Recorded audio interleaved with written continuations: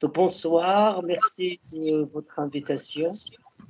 Moi, je suis gastro-entérologue et oncologue digestif au Centre Lompré. Donc, je présente l'étude EDIS-2.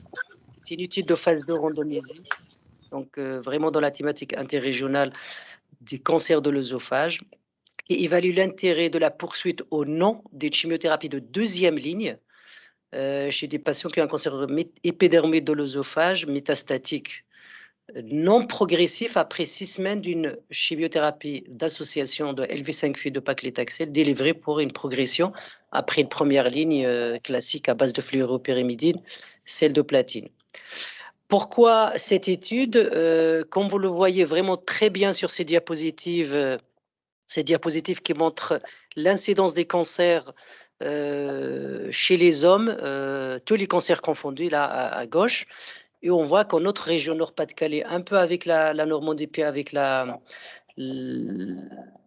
Bretagne, pardon, est une région sinistrée en termes de mortalité de cancer, et plus particulièrement vrai pour le cancer de l'œsophage et le cancer du foie. Donc c'est une thématique qui nous intéresse énormément, et de la recherche est quelque chose qui relève des compétences des centres de lutte contre le cancer.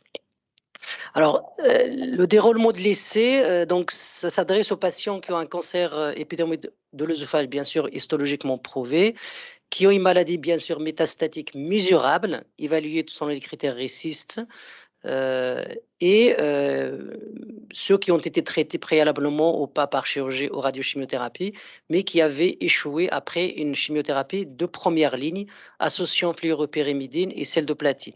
Chez les patients de plus de 18 ans, avec un état général jusqu'à OMS 2, et qui sont bien sûr affiliés à un régime de sécurité sociale français.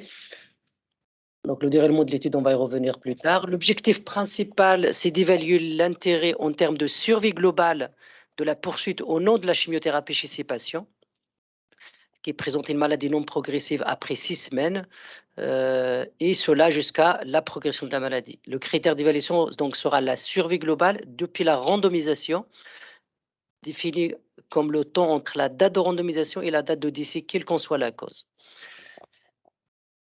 Donc, de façon schématique, les patients reçoivent à la phase initiale, une fois qu'ils sont inclus dans l'étude, c'est-à-dire qu'ils remplissent les critères d'inclusion, 3 cycles de chimiothérapie, ce qui ont fait 6 semaines. Et au bout de 6 semaines, ils sont évalués par un scanner thoraco-abdominopelvien. Soit ils sont progressifs et ils sortent de l'étude, en fait, ils sont juste suivis pour la survie, soit ils sont soit en réponse, soit non progressifs, en tout cas stables. Et dans ce cas-là, on fait une randomisation entre soit la poursuite, le bras A, la poursuite de la chimiothérapie par 5-fluoruracil-paclitaxel, ou un bras de surveillance. Pourquoi? Parce qu'on n'a aucune preuve dans la littérature pour dire qu'il faut faire déjà une chimiothérapie de deuxième ligne. Et même si on fait une chimiothérapie de deuxième ligne, on ne sait pas jusqu'à quand il faut la faire, combien de cures il faut faire. Donc, c'est vraiment un domaine thérapeutique où il y a beaucoup de réponses auxquelles il faut répondre. Donc, les patients, après, beaucoup de questions auxquelles il faut répondre. Les patients, bien sûr, seront par la suite suivis jusqu'au décès. C'est une maladie malheureusement grave, comme vous le savez. Donc ça, c'est les détails un petit peu de l'essai, avec les cures qu'on réalise ainsi de ces 3, la randomisation, puis toutes les 2 semaines jusqu'à progression, avec le bilan de réévaluation qui inclut, en plus de l'examen clinique, des bilans sanguins, un scanner, un questionnaire de qualité de vie, et les patients sont suivis par la suite jusqu'à la sortie de l'étude, qui est définie généralement par soit un décès, soit une progression, soit un patient perdu de vie, mais généralement ça n'arrive jamais dans ce type de pathologie. Alors, pour le rythme de recrutement, c'est la diapositive qui m'a trahi, parce qu'en fait, j'ai 2 courbes ici, une courbe théorique en mauve, qui suit un peu une diagonale, et puis on a une courbe, une véritable courbe d'inclusion en mauve qui a la traîne, et une courbe théorique qui devait être beaucoup plus régulière. Donc, je ne sais pas si vous pouvez peut-être chercher cette diapositive, je l'ai perdue en fait. Mais c'était pour vous montrer qu'on a un souci de recrutement dans cette étude, et c'est un des intérêts de cette présentation, entre autres, c'est de sensibiliser nos collègues de la région, de l'interrégion, même au-delà, pour inclure dans cette étude, parce qu'on n'a pas d'argument pour de faire la chimiothérapie dans cette population. Donc, en d'autres termes, les centres actifs et qui incluent, donc il y a nous bien sûr, on a inclus 9 malades. Ça, c'est une actualisation de septembre 2021. Le centre de Caen qui a inclus 2 malades, et puis le centre René Godichaud qui a inclus 3 malades, et puis les autres centres qui n'ont pas inclus. Il y a même des centres qui ont dû fermer faute faute de recrutement. Alors pourquoi, pourquoi il y a ces difficultés, quels sont les challenges?